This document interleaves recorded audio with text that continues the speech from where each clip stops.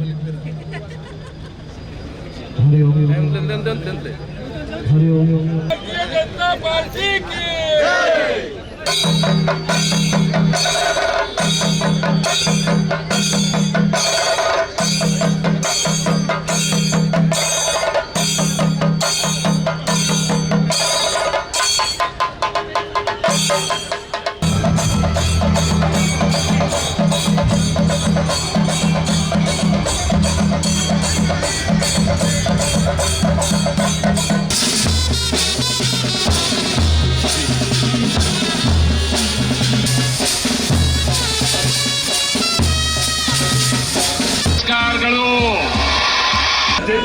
ಬನ್ನಿ.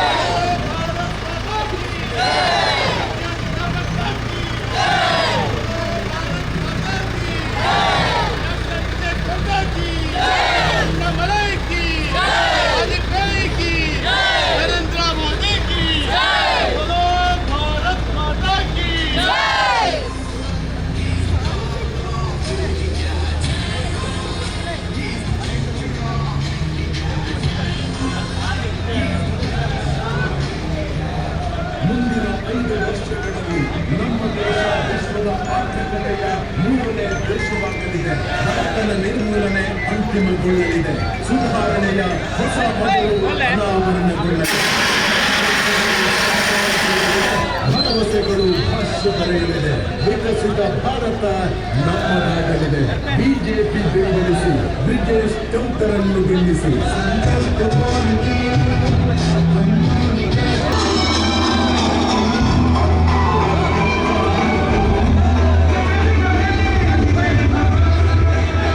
ಮತದಾರ ಬಂಧುಗಳೇ, ಏಪ್ರಿಲ್ 23ರಂದು ಬೆಳಿಗ್ಗೆ 10 ಗಂಟೆಗೆ ಪುತ್ತೂರಿನ ರಾಜ ರಸ್ತೆಯಲ್ಲಿ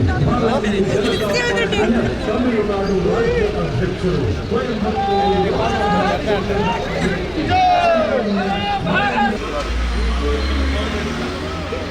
ಆರ್ಥಿಕ ದೇಶಗಳ ಪಟ್ಟಿಯಲ್ಲಿ ಹಿಂದುಳಿದಂತ ಭಾರತ ಸದೃಢ ಆರ್ಥಿಕ ಪಟ್ಟಿಯಲ್ಲಿ ಎತ್ತರದ 5ನೇ ಸ್ಥಾನದಲ್ಲಿದೆ. ಸಬ್ಕಾ ಸಾಥ್, ಸಬ್ಕಾ ವಿಕಾಸ್, ಸಬ್ಕಾ ವಿಶ್ವಾಸ್, ಸಬ್ಕಾ ಪ್ರಯಾಸ್ ಎಂಬ ಮಂತ್ರ ನಮ್ಮ ಬಡತನ ವಿರುದ್ಧ ಹೋರಾಟದಲ್ಲಿ 25 ಕೋಟಿ ಜನ ಮೂಲಭೂತ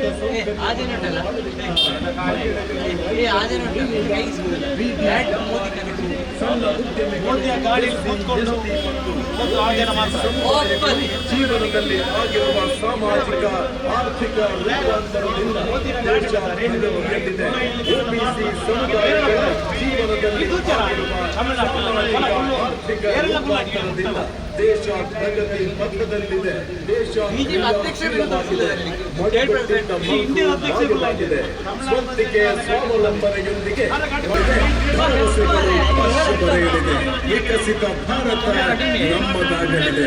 ಬಿಜೆಪಿ ಬೆಂಬಲಿಸಿ, ಬ್ರಿಜೇಶ್ ಚೌಟರನ್ನು ಗೆಲ್ಲಿಸಿ.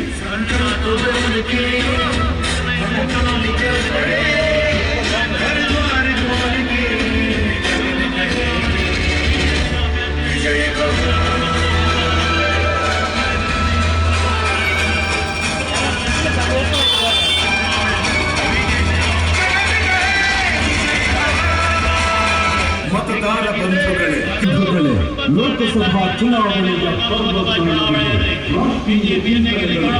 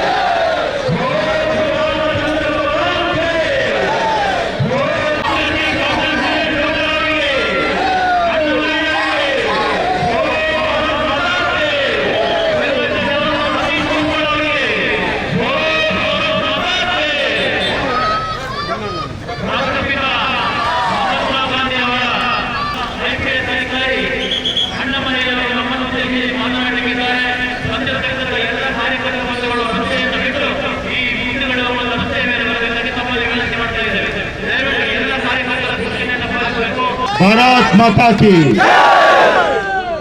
ಒಂದೆರಡು ದಿವಸದ ಹಿಂದೆ ನಮ್ಮ ನೆಚ್ಚಿನ ಪ್ರಧಾನಮಂತ್ರಿಯಾದ ನರೇಂದ್ರ ಮೋದಿ ಅವರು ಒಂದು ಪತ್ರವನ್ನು ಬರೆದಿದ್ರು ನನಗೆ.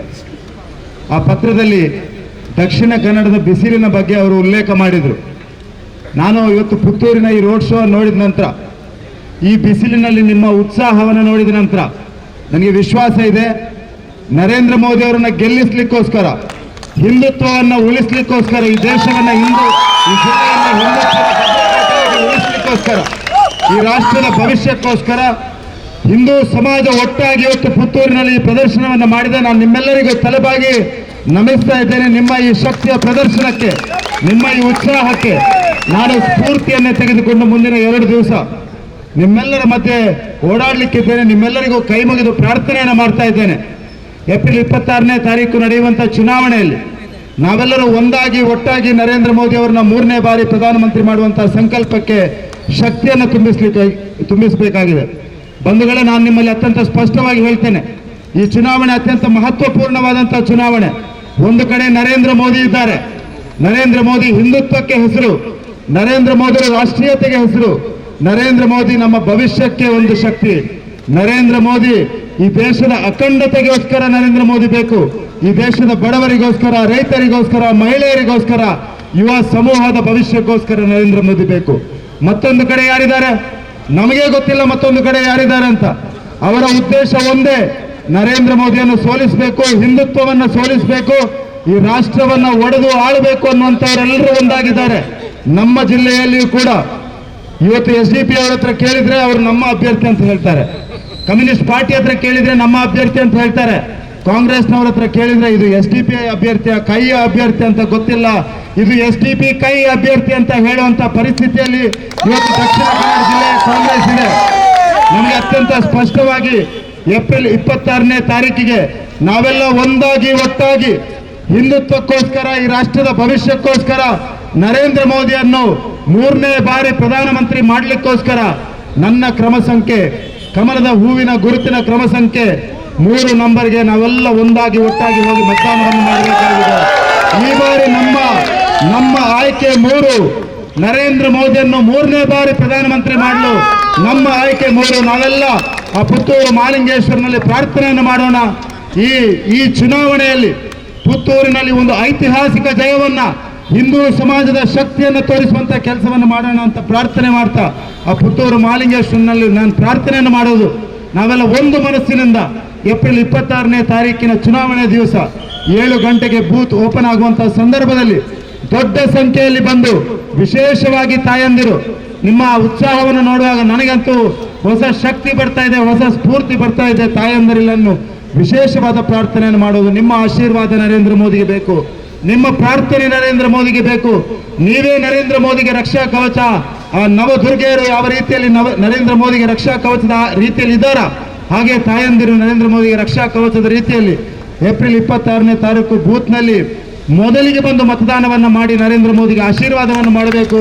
ನರೇಂದ್ರ ಮೋದಿಯನ್ನು ಅಣ್ಣಾಮಲೈ ಅವರು ಹೇಳಿದ ರೀತಿಯಲ್ಲಿ 400 ಸ್ಥಾನಗಳನ್ನು ತಂದು ದಕ್ಷಿಣ ಕನ್ನಡ ಜಿಲ್ಲೆಯಲ್ಲಿ ಒಂದು ಐತಿಹಾಸಿಕ ಜಯವನ್ನು ತಂದು ಕರ್ನಾಟಕದಲ್ಲಿ 25+3 ಸ್ಥಾನಗಳನ್ನು ನರೇಂದ್ರ ಮೋದಿಗೆ ನಾವು ಕೊಡಬೇಕು ಅನ್ನುವಂಥ ವಿನಂತಿಯನ್ನು ಮಾಡ್ತಾ ತಮ್ಮೆಲ್ಲರೆದುರು ಕೈ ಮುಗಿದು ಪ್ರಾರ್ಥನೆಯನ್ನು ಮಾಡ್ತಾ ಇದ್ದೇನೆ. ನಿಮ್ಮ ವಿಶ್ವಾಸವನ್ನು ಉಳಿಸಿಕೊಳ್ಳುವ ಕೆಲಸವನ್ನು ಮಾಡ್ತೇನೆ. ಈ ಜಿಲ್ಲೆಯ ಕಾರ್ಯಕರ್ತರ ಧ್ವನಿ ಆಗ್ತೇನೆ. ಈ ಜಿಲ್ಲೆಯ ಜನರ ಅಪೇಕ್ಷೆ ಆಕಾಂಕ್ಷೆಗಳಿಗೆ ಸ್ಪಂದಿಸುವ ಕೆಲಸವನ್ನು ಮಾಡ್ತೇನೆ. ಹಿಂದುತ್ವಕ್ಕೆ ಬದ್ಧನಾಗಿದ್ದುಕೊಂಡು ಈ ಜಿಲ್ಲೆಯ ಅಭಿವೃದ್ಧಿಯನ್ನು ಮಾಡುವಂತಹ ಪ್ರಾಮಾಣಿಕ ಪ್ರಯತ್ನವನ್ನು ನಾನು ಮಾಡ್ತೇನೆ ಅಂತ ಹೇಳ್ತಾ ತಮ್ಮೆಲ್ಲರಿಗೂ ವಂದಿಸ್ತಾ ನನ್ನ ಮಾತನ್ನು ಮುಗಿಸ್ತಾ ಇದ್ದೇನೆ. ಒಂದ್ಸಲ ಜೋರಾಗಿ ಘೋಷಣೆಯನ್ನು ಕೂಗೋಣ. ನಮಗೆ ಶಕ್ತಿ ಸಿಗ್ಲಿ, ಎಲ್ಲರಿಗೂ ಶಕ್ತಿ ಸಿಗ್ಲಿ. ಹಿಂದುತ್ವದ ಭದ್ರಕೋಟೆ ಹೌದಾ ಅಲ್ವಾ ಅನ್ನುವಂತ ಸಂಶಯ ಇದ್ದವರಿಗೆ ಈ ಸಂದೇಶ ಪುತ್ತೂರಿನ ನೆಲದಿಂದ ಹೋಗಲಿ ಅಂತ ಹೇಳ್ತಾ ಎಲ್ಲರೂ ಮುಷ್ಟಿ ಬಿಗಿ ಹಿಡಿದು ಜೋರಾಗಿ ಘೋಷಣೆಯನ್ನು ಕೂಗೋಣ. ಭಾರತ್ ಮಾತಾ ಕಿ, ಭಾರತ್ ಮಾತಾ ಕಿ, ಜೈ ಶ್ರೀರಾಮ್, ಜೈ ಶ್ರೀರಾಮ್. ನರೇಂದ್ರ ಮೋದಿ ಅವರಿಗೆ, ಭಾರತೀಯ ಜನತಾ ಪಾರ್ಟಿಗೆ ಜೈ ಶ್ರೀರಾಮ್. ಆದರಣೀಯರೇ, ಇವತ್ತಿನ ಕಾರ್ಯಕ್ರಮದಲ್ಲಿ ಭಾಗವಹಿಸಿದ ಶ್ರೀಯುತ ಅಣ್ಣಾಮಲೈ ಅವರಿಗೆ, ಜಿಲ್ಲಾಧ್ಯಕ್ಷರಾದ ಸತೀಶ್ ಕುಂಪಳ್ರವರಿಗೆ,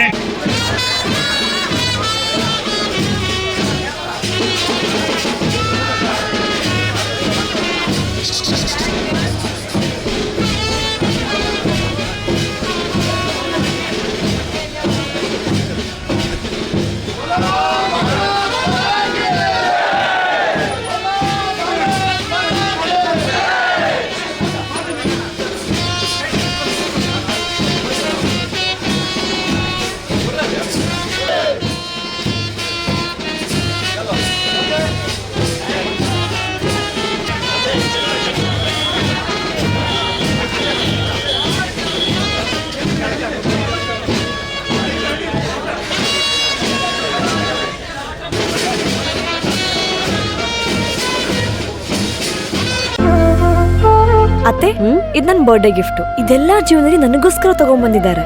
ನಿನ್ ಮೇಲೆ ತುಂಬಾ ಚೆನ್ನಾಗಿ ಕಾಣುತ್ತೆ. ಇದು ತುಂಬಾ ಚೆನ್ನಾಗಿದೆ ಅಲ್ವಾ? ತುಂಬ ಚೆನ್ನಾಗಿದೆ.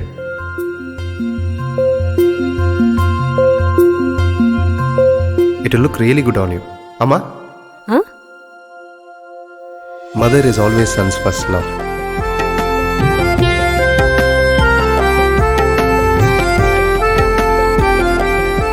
ಪ್ರತಿ ಪೀಳಿಗೆಯ ಪ್ರೀತಿಯ ಮಳಿಗೆ GL ಆಚಾರ್ಯ ಜ್ಯುವೆಲರ್ಸ್.